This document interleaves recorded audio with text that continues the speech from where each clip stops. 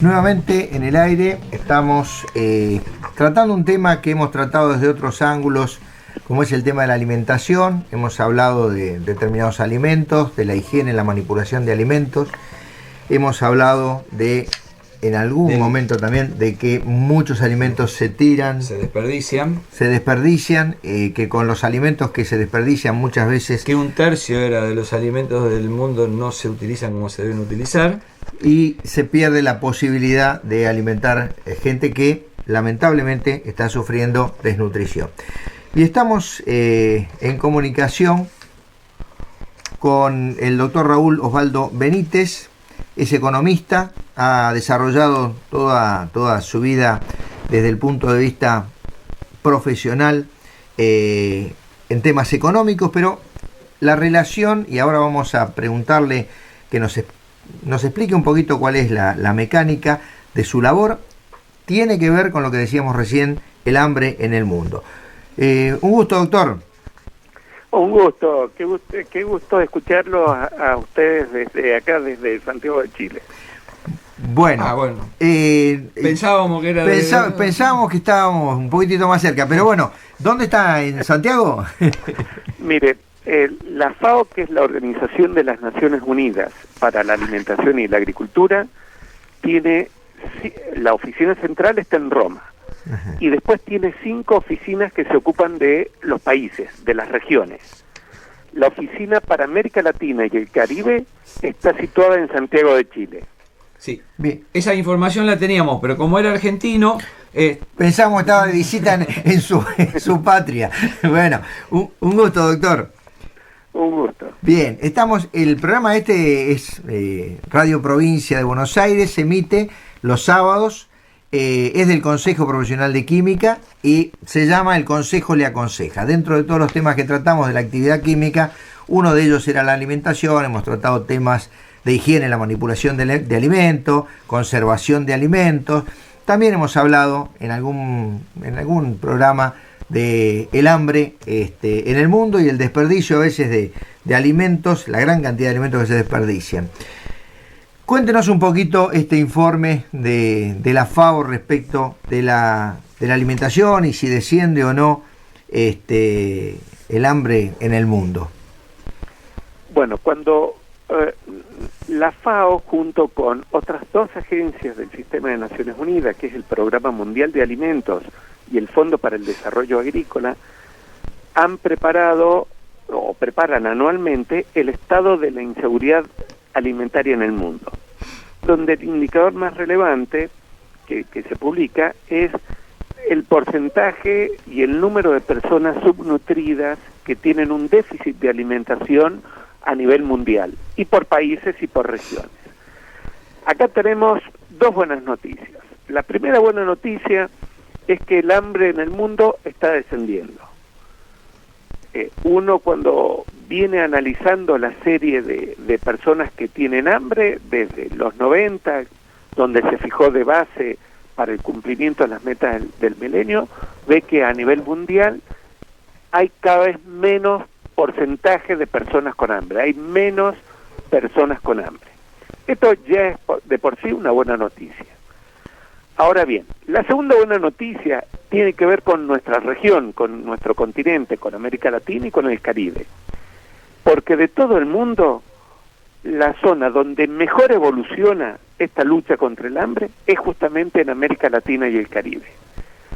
Acá, usted se acuerda que nos trazamos las metas de desarrollo del milenio, donde la meta relativa al hambre, estaba en la primera de las metas, decía que para el 2015 tenía que haber la mitad del porcentaje de personas con hambre que existía respecto de los años 90. Bueno, en América Latina y el Caribe ya hemos cumplido con esa meta, lo hemos cumplido anticipadamente, lo hemos anticipado más de un año ya en el cumplimiento de esta meta relativa al hambre de los objetivos de desarrollo del milenio, lo cual nos pone muy contentos, ¿no? Sí. Porque América Latina y el Caribe está mostrando una pauta, un camino, el cual las otras regiones del planeta deberían seguir. Claro, doctor, hay un tema así que me surge ya desde el punto de vista, digamos, del ciudadano, ¿no? Uno se plantea, y me imagino que muchas de las personas que nos escuchan pensarán lo mismo, en nuestros ámbitos donde uno se desarrolla, viviendo en la Argentina, a uno no se le cruza la idea de que puede haber gente con hambre. Y la realidad es que acá vemos de 800 millones de personas. ¿Cuál es la valoración de subnutrición que se toma como parámetro? Bueno, se toma la ingesta mínima de calorías. Y esto fue adoptado en la Cumbre Mundial de Alimentación en 1996. Se adoptó una metodología y se determinó como grado de subnutrición. Bueno, hay que considerar las distintas zonas geográficas del planeta y también las distintas edades y la estructura etaria de una población. Claro, claro. No es lo mismo un requerimiento energético de un niño que de un adulto que trabaja y que... Un adulto mayor, claro, exactamente, claro. ¿no? Pero... en términos generales es la cantidad, la ingesta diaria de nutrientes del individuo.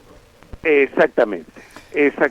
Y en América Latina usted nos decía que se redujo a la mitad la cifra en 20 años, una cosa así o menos. De la mitad, le digo, ¿no? Pasamos sí. De un poco más del 15 al 6% en estos últimos, básicamente en estas 2 décadas, digamos, las 2 décadas. Sí, por eso 20 años. ¿Y cuál es la proyección a futuro? La proyección a futuro es que erradiquemos definitivamente el hambre en América Latina y el Caribe. O sea, no estamos en una meseta, la idea es exterminarla. La idea es exterminarla y bueno, esto está planteado ya en los borradores de los objetivos de desarrollo sostenible del planeta, pero también en América Latina y el Caribe tenemos la iniciativa América Latina y el Caribe sin hambre, donde nos hemos trazado, los 33 países que componen la región, nos hemos trazado el objetivo de erradicar el hambre antes del 2025. Doctor, ¿y a qué atribuye usted? Sí, ustedes a qué atribuyen esta mejora en América Latina relacionada más, o sea, que avanza mucho más que en otros lugares, a que los estados se comprometieron en desarrollos sociales, en mayor producción de alimentos? ¿En qué rubro se basa? Mire, uno cuando en la lucha contra el hambre todo suma, digamos, ¿no? Claro. O sea, si es mayor producción está bien, si hay menores desperdicios está bien, pero si uno tiene que identificar un componente de la lucha contra el hambre y decir, bueno, esto es la condición sine qua non, es el compromiso político. Claro. Y este compromiso político uno lo observa en América Latina y el Caribe de manera muy marcada, y no se observa así en otras regiones del planeta, le cuento. Claro, si no se toma la decisión, si no se está comprometido, ningún otro acto sirve, ¿no? Exactamente, mire, cuando uno analiza a nivel regional, usted tiene la Comunidad de Estados Latinoamericanos y Caribeños, la CELAC. El punto 1 del plan de trabajo de la CELAC es de seguridad alimentaria. Cuando uno considera distintos mecanismos subregionales de coordinación o de integración, como el SICA, como el CARICOM, como el Mercosur o UNASUR, etcétera, o Petrocaribe, ALBA, encuentra siempre el compromiso de erradicación del hambre. Y el mismo compromiso que uno encuentra a nivel de los países. Hoy uno, en América Latina y el Caribe, el entusiasmo que hay de parte de los países de implementar políticas que sean virtuosas en la lucha contra el hambre es increíble. Uno encuentra, bueno, en el caso de Argentina, sin ir más lejos, usted tiene, por ejemplo, la asignación universal, ¿no? Claro. Las transferencias condicionadas en América Latina y el Caribe son un ejemplo. Tenemos 21 países de la región que tienen programas de transferencias o transferencias condicionadas que impactan en los 120 millones de latinoamericanos y caribeños más pobres de la región. A mí me surge así como idea, rápida, ¿no? Sería ilógico pensar en planes de educación, pensar en planes de salud, pensar en planes de vivienda, si no se ha resuelto el tema de la alimentación. Un chico no puede ir a la escuela subalimentado, ¿no es cierto? Mire, en realidad el sistema de derechos básicos están todos interconectados, ¿no? Pero sí hay que tener claro que un niño que, por ejemplo, durante sus primeros meses y años de vida no tuvo una alimentación adecuada, no va a haber tenido la intercomunicación de las neuronas de manera apropiada. Claro, sí, no, si durante los primeros años no fue bien alimentado, lo más probable es que después no pueda aprovechar la educación, porque bueno, le van a faltar neuronas, ¿no? Lo estamos condenando. Sí. Solamente por anemia, que es la falta de hierro, un chico pierde hasta el 15% de su coeficiente intelectual. Es terrible, ¿no? Doctor, surge más o menos como obvio, pero para plantearlo, ¿cuál es el grupo en edades más afectado en el mundo y en Latinoamérica y el Caribe, ¿no? Mire, uno cuando analiza las estructuras por edades, más bien el análisis hay que hacerlo por estructuras sociales. Uh-huh. Entonces, tenemos que los grupos más pobres de nuestra sociedad son los que están con este problema. Y básicamente, por ejemplo, los sectores indígenas. Hay países donde los grupos indígenas están afectados hasta 6 veces más por el hambre que los grupos no indígenas. O, por ejemplo, el tema de género, el tema de las mujeres. Bueno, si bien la población en América Latina y el Caribe es urbana, en el sector rural se concentran los mayores bolsones de pobreza.